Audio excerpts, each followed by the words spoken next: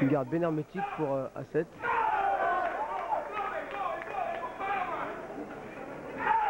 Voilà, qui je pense cherche vraiment à casser les appuis du Yougoslave avec beaucoup de low kick jambes arrière qui vont au fur et à mesure du temps faire très mal aux Yougoslaves.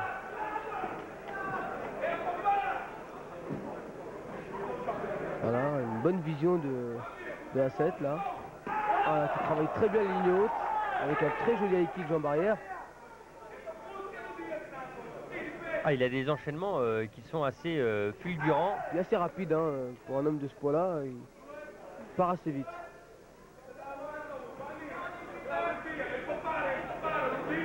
Allez, Renato A7. Apparemment, on n'aime pas trop le corps à corps. Ouais, hein, un boxeur qui pratique la boxe pied-point depuis de nombreuses années. Voilà, et qui s'est trouvé en ce tournoi justement une motivation pour se faire connaître et puis pour boxer aussi en Europe. La fin de la première reprise, elle est à son avantage. Tout à fait, puis pour l'instant de fort belle manière. Là, il nous a démontré une bonne technique au niveau des poings et des jambes, notamment en low kick et en travail de high kick aussi. Allez, comment tu te sens? Oui, ça va pour l'instant du côté de Aljevic, mais ça va beaucoup mieux côté A7, alors qu'on voit derrière cette salle du Casino Royal dans laquelle se déroule ce tournoi de prestige là-bas à Saint-Martin. Et c'est vrai que eh bien, ce tournoi a beaucoup plu. Oui, c'est une salle où notamment s'est déjà produit un grand boxeur comme Pernell Whitaker. Oui, en fait, c'était sur le parking qui avait été aménagé. Ouais, et en fait, Pernell Whitaker avait affronté Wilfredo Rivera. C'était en 96. Et au même programme, on avait même vu également Ike Bazooka Quarté qui était là. Et puis, il y avait aussi Julien Lorcy. On y était en boxe anglaise avec Jean-Claude Boutier. Ah, on essaye hein, de bouger là-bas avec Jackie Ada, très proche. Très joli balayage là de A7. De Sami Kebchi. Allez, ça se poursuit et ce travail là, et c'est bien ça la réplique de Aljevic qui avait été dominé dans la première reprise, et il a très rapidement compris qu'il était en retard et que quand on a 3 rounds, eh ben, il ne faut pas en perdre de trop. Mais il a été très vite contré par les remises de A7 là, qui est vrai, une belle réplique de Aljevic, mais vite amorcée par A7.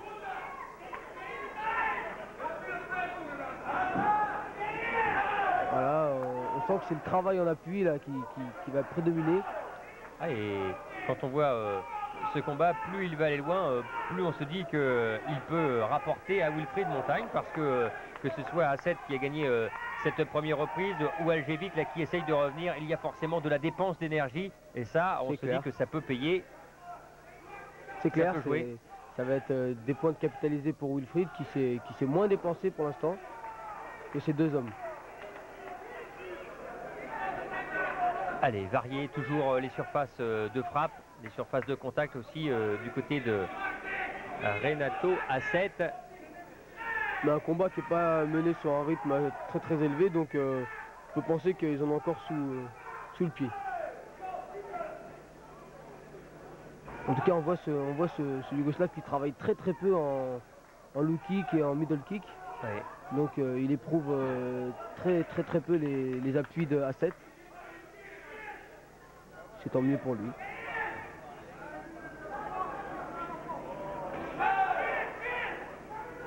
En tout cas, je pense pas qu'il pourra encaisser des low kicks comme ça jusqu'au bout, sans les bloquer surtout. Alors face à un boxeur justement comme Renato A7, l'objectif ce serait quoi en face, vous Kamel, en face? En face d'un homme comme ça, je pense qu'il faut bouger déjà, pas rester en face de lui et travailler beaucoup les blocages et les remises tout de suite. Oui, parce que là c'est vrai que tout ce qui est fait en ligne de la part de Aljevic, eh bien c'est contré, c'est bloqué, et puis derrière il y a la remise, et puis il y a surtout le contre. On uppercut du droit, je pense. C'est vrai que c'est un boxeur devant lequel il ne faut pas rester, il faut pas chercher la bagarre, vu qu'il a une bonne droite en ligne, essayer de travailler la mobilité pour mieux remiser. Voilà, on voit encore la droite qui rentre là, tranquillement, une super uppercut là du droit. Ah oui, Alors, là ça fait mal. là ça devient limite dangereux pour le Yougoslave. Voilà, on voit qu'il finit le round très éprouvé. Ah, on lui avait demandé si ça allait bien à la fin de la première reprise. Là, c'est sûr. Ça va pas.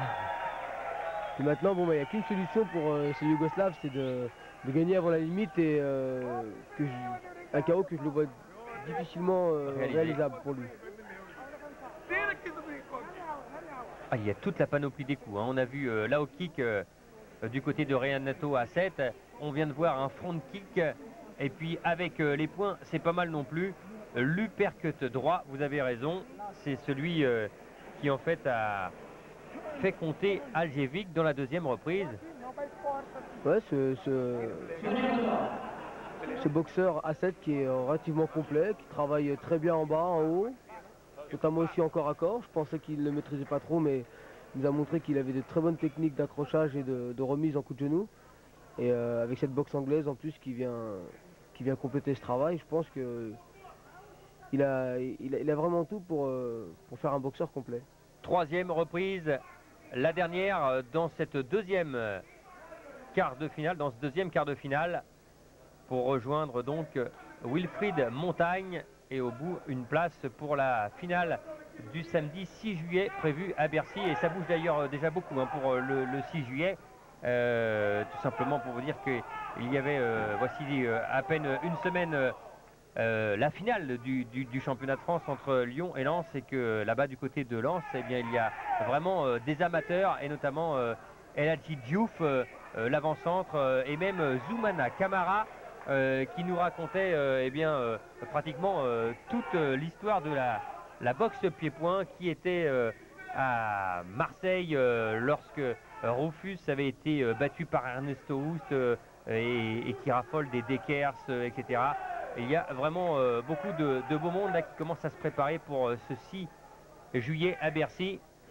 Et même des joueurs de l'équipe de France avec en tête Marcel Desailly. Et il y a des fanas de boxe pied-point, Kamel. Bah oui, c'est très bien d'avoir des spectateurs comme ces grands footballeurs ou de grands sportifs qui vont valoriser notre sport, et la preuve que tout le monde s'y intéresse. Ah mais c'est surtout qu'ils connaissent la dureté de ce sport, la beauté aussi, et puis les valeurs que véhicule cette boxe pied-point, et notamment aussi ce tournoi mondial des poids moyens, et puis les chocs qu'il y aura à Bercy le 6 juillet, et notamment le vôtre. Il risque d'être assez explosif parce qu'il y aura en face de vous un boxeur. Allez, on va le dire, hein, parce que ça arrive aussi dans une carrière de boxeur.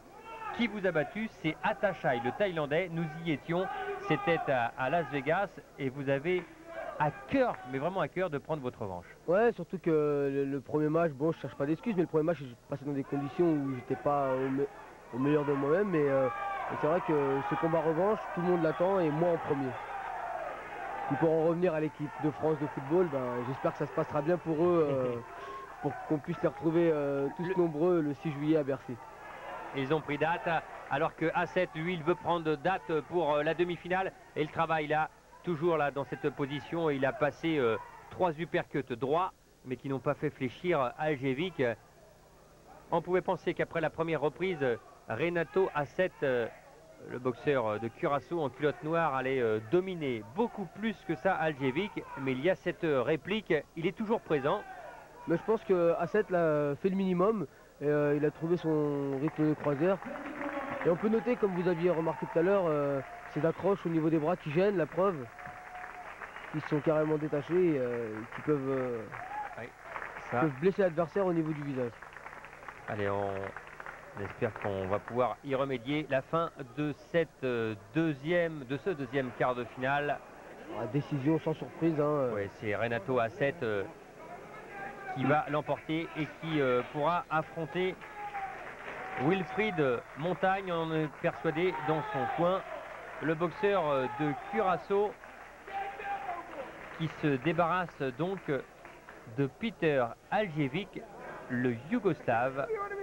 Et contre Wilfried, il aura une autre paire de manches parce que Wilfried a quand même des qualités beaucoup plus supérieures à ce Yougoslave et on espère vraiment qu'il va nous le démontrer, Wilfried. Voilà. Eh bien, à 7 face à Montagne, la décision, allez, donnée donc dans ce casino. Allez. À l'unanimité des 3 juges, Curaçao, Renato Hazel.